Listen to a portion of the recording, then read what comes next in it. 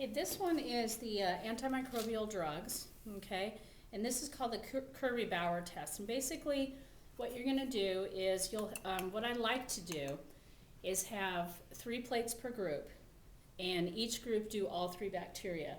If you look on page 141, we have Staph aureus, E. coli, and Pseudomonas, okay? So each group, once again, working in the 8 groups that you worked with last time, so 2 groups per table.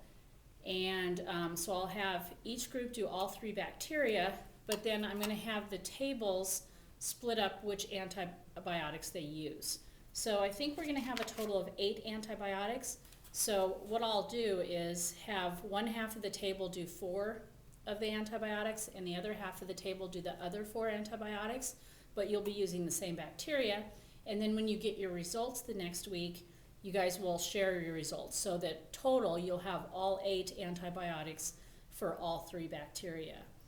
The reason that we don't want to put more than 4 discs on one plate is they start to run together, and so the zones of inhibition, you won't be able to tell which is which because they're all running together.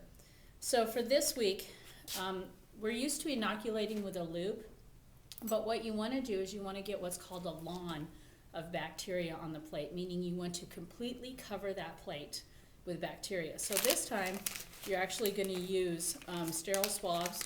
You're not going to flame them. Okay, we don't want flaming swabs. And basically, you're going to take your bacteria, get lots of it,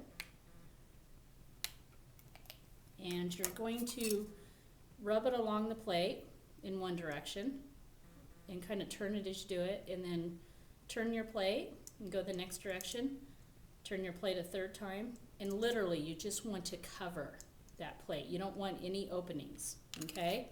And then what we're going to do, now that doesn't have bacteria in it, but if it did have bacteria in it, then you're going to put that swab into the biohazard bag or into the beaker of bleach. So you have that completely covered with the bacteria, okay? And then it says let it stand for 5 minutes. So just let it sit for 5 minutes. After the 5 minutes, then you're going to add the antibiotic discs, okay? These little metal dispensers are really fun to work with. They don't always work very well, and sometimes you have discs kind of flying across the room, so we'll do our best. So if you'll notice the dispenser of discs has a bunch of them in there, and then there's these 2 side wings coming off, and on the dispenser it has these little indentations, and basically you match those 2 together, okay, to where they go into the indentations, okay, like that.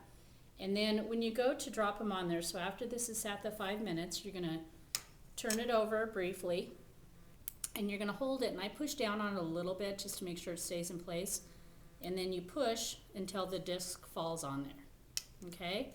Then cover it up while you're getting the next one. Okay, and you do that with all 4 of your antibiotics that you're going to use. Okay, and then it says using sterilized forceps by dipping them in alcohol. This is B, and burning it off. Then you want to push on them. We don't have to use forceps and alcohol. We can just flame our loop after it's cooled off. Then you're going to just gently press on the disc and then flame it again. So you'll do that for all 4 discs. The reason that you want to do that is, remember, you're going to turn your plate upside down in the incubator, and you don't want the discs to fall off, okay?